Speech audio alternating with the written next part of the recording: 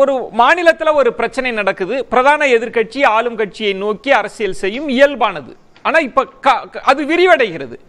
நட்டா அவர்கள் கார்கேவுக்கு கடிதம் எழுதுறார். யார் ராகுல் காந்தி அமைதியா இருக்கிறார், பிரியங்கா காந்தி அமைதியா இருக்கார், போங்க அப்படின்னு கேட்கிறது. இந்தியா கூட்டணி என்ன செய்யுது, காங்கிரஸ் என்ன செய்யுது அப்படின்னு பாஜக ஒரு அஸ்திரத்தை எடுக்கிறாங்கல்ல கள்ளக்குறிச்சி விவகாரம் தொடர்பா. அது அவங்களுக்கு பலனை கொடுக்குமா? அது என்ன கணக்குல இப்படி ஒரு தேசிய கட்சி இன்னொரு தேசிய கட்சிக்கு ஒரு மாநில பிரச்சனைக்காக கடிதம் எழுதுது? விஜயனுடைய கேள்விக்கான விடை என்பது லோக்சபா கேள்வி பதில்ல இருக்கு. அதாவது 19/7/2022 ஒரு அன்ஸ்டார்டு கொஸ்டின். ஒரு வடமாநில எம்பி ஒருவர் வந்து கேள்வி கேட்கிறாரு. மினிஸ்டர் ஆஃப் ஸ்டேட் ஹோம் வந்து பதில் சொல்றாரு. கேள்வி என்னன்னா, இந்தியா முழுவதும் விஷச்சாராய மரணங்கள் எவ்வளவு நிகழ்ந்திருக்கு, அதாவது 2016 இருந்து கிட்டத்தட்ட 2020 வரைக்கும். நம்ம சர்ச்சையினோட அந்த 10 வருஷ பீரியடும் அதுக்குள்ள அடங்குது. 2016 இருந்து 2020 வரைக்கும் ஜீரோ டெத் மேக்சிமம் டெத், இப்படி நான் ரெண்டா இதை பிரிச்சேன். ஜீரோ டெத்ல இருக்கிறது வந்து மணிப்பூர், ஒரிசா, கோவா. நம்ம பெருமைப்பட வேண்டிய ஒரு விஷயம் இருக்கு, சத்தியனுக்கு மகிழ்ச்சியா இருக்கும். தமிழ்நாடு 2019 வரைக்கும் ஜீரோ டெத் தான். 2020 மட்டும் 20 மரணங்கள். 20 போட்டு சார், நான் அதை பார்த்தேன் சார். பாத்தீங்களா? அதுக்கப்புறம் தான் 2022 சட்டமன்றத்துல செந்தில் பாலாஜி அதை தாக்கல் பண்ணாரு சார். அவரு சத்யன் வந்து செந்தில் பாலாஜி கருத்தை தான் எடுத்துக்குவார். இல்ல பார்லிமெண்ட் டேட்டா வேண்டாம்ட்டார். நம்ம போன டிபேட்லயும் கேட்டேன், முடியாது. முடிச்சிடுறேன். அப்போ 2019 வரைக்குமான முதலமைச்சர்களையும் நீங்க எடுக்கணும். ஜெயலலிதா, ஓ பன்னீர்செல்வம் மற்றும் எடப்பாடி பழனிசாமி. இதுல நம்ம கிரெடிட் கொடுக்கிறோம். இதே காலகட்டத்திலிருந்து இதுக்கு முன்பு நம்ம போகணும். விஷசாராய மரணங்களால் மனசாட்சி உழுக்கப்படுகிறது, அதுல எனக்கு சந்தேகமே இல்லை. குபேந்திரன் சொன்னது சரிதான். அதற்கான நடவடிக்கைகள் என்ன எடுக்கப்பட்டன? எம்ஜிஆர் காலத்தில் எடுத்த ஒரு நடவடிக்கை, காவல்துறை மட்டும் இதுக்கு பொறுப்பாக்க வேண்டாம், விஷசாராய மரணம் எங்கு நிகழ்ந்தாலும் உடனடியாக விஏஓ சஸ்பெண்ட் பண்ணு. இப்ப விஏஓ சஸ்பெண்ட் பண்ணுங்கிற அந்த உத்தரவு போடும்போது இயல்பாக கீழ்மட்ட காவலர்கள் என்ன தவறு பண்ணாலும் விஏஓ தன் பதவிக்கு ஆபத்து என்பதால் உடனடியாக ரிப்போர்ட் அனுப்பிட்டு இருந்தார். காலப்போக்கில் அது நீர்த்து போச்சுங்க. அதை வந்து மீண்டும் நம்ம கொண்டு வரணும்.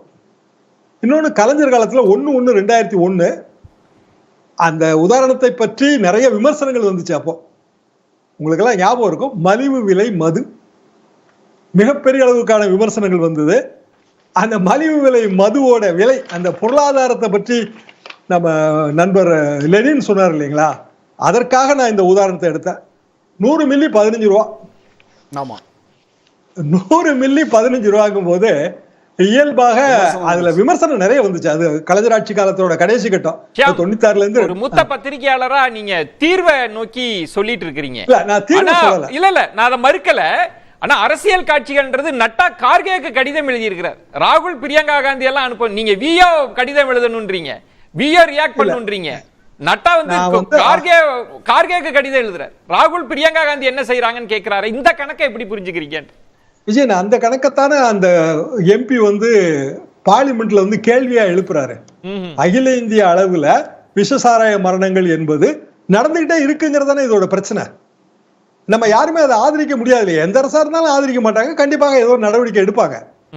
அப்போ பார்லிமெண்ட் டிஸ்கஷன்ல இதுவும் வந்திருக்கு. அதாவது தீர்வை நோக்கிய பயணம், இது தாண்டி அரசியல் கூட்டணி கட்சிகளுக்கு நெருக்கடியா மாத்துறாங்களா? திமுக கூட்டணி கட்சிகளின் மீது தொடர்ந்து கேள்வி அது அதிமுக வைக்குது, பாஜக வைக்குது. பாஜக இந்தியா கூட்டணி அப்படின்னு கொண்டு போறாங்க. அதிமுக திமுக கூட்டணி கட்சிகளுக்கு நெருக்கடியா மாத்துறாங்க. இதை எப்படி புரிஞ்சுக்கிறீங்க? கூட்டணி அமைப்பது எதற்காக விஜயன்? வெற்றி பெறணும், தேர்தலில் வெற்றி பெறணும். சாராயம் வந்து காரணமாக இருக்குமா, வாக்கு சரிவு காரணமா இருக்குமா? எங்கெல்லாம் வாக்கு சரிவு ஏற்படுகிறதோ அங்கெல்லாம் நம்ம கூட்டணி வைக்க போறோம். அந்த கூட்டணி என்பது அந்தந்த காலகட்டத்துக்கு ஏற்ப வாக்கு சதவீதத்துக்கு மாற்றி, இப்போ இதே சிபிஐ சிபிஎம் திமுக கூட்டணியை விட்டு வெளியில இருந்த காலகட்டமும் நமக்கு தெரியும் இல்லையா? சோ இது எப்படி வந்து கூட்டணிக்கு நெருக்கடியாக மாறும்? இப்ப நீங்க இது நெருக்கடியா இல்லன்றீங்களா ஷியாம்? வாக்கு கணக்கு வெற்றி கணக்கு தான்றீங்களா? பாஜக கொடுக்கிற அழுத்த நெருக்கடியா மாறாதா? அரசியலுங்கிறது சின்ன பிள்ளை விளையாட்டு கிடையாதுல்ல விஜயன். அரசியல்ங்கிறது வெற்றியை நோக்கிய பயணம் தானே. பாஜக என்ன அழுத்தம் கொடுத்துற போகுது? பாஜக ஒரு மாரல் கிரவுண்ட்ல இருந்து திமுக கூட்டணி கட்சிகள் பேசுறப்ப இது ஒரு தார்மீக கேள்வியா அவங்களை அழுத்தாதா? நாளைக்கே அந்த கூட்டணிக்குள் ஒரு சலசலப்பு, ஆளும் திமுகவுக்கு எதிராக திமுக கூட்டணி கட்சிகள் போராட்டம் அப்படிலாம் போகாதா? லெனின் சொல்ற மாதிரி அதுல கவனமா தான் இருக்கும்ன்ற இடத்துக்கு நகருவாங்களா? 1980 வந்து எம்ஜிஆர் காலம். எம்ஜிஆர் காலத்துல விஷசாராய மரணம் இதேதான், மித்தனா கேரளாவில் நடந்துச்சு. இங்க இருந்து அனுப்புனதுல 2 அரசும் வந்து பெரிய அளவுக்கான பேப்பர் செய்தி. நான் அப்பதான் பத்திரிகை உலகத்துக்கு வரேன்.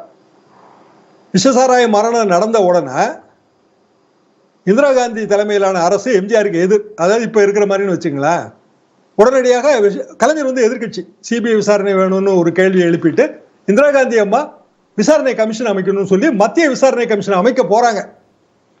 அப்போ நம்ம கேஎஸ் இப்போ அட்வொகேட் ஜெனரல் இருந்து ரிட்டையர் ஆனவர், பட்டுக்கோட்டை பார்லயோ என்னமோ ஒரு பிராக்டிஸ், அவரோட ஒரு ஆலோசனை காரணமாக எம்ஜிஆர் வந்து ஒரு அமைத்த விசாரணை கமிஷன் நீதியரசர் சதாசிவம்.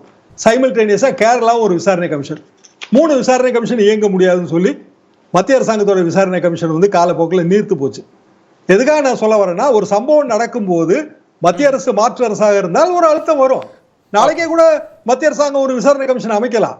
ஆனா மாநில அரசு வந்து அது பழைய உதாரணங்கள்ல இருந்து பாடம் கற்று முன்பே வந்து கோகுல்தாஸ் விசாரணை கமிஷன் அமைச்சிட்டாங்க. இது எப்படியான ஒரு நெருக்கடியா மாறப்போகுது? தார்மீகம் வேற, தார்மீகம் வேற. அதை நம்ம புரிஞ்சுக்குவோம். அரசியல் என்பது வேற.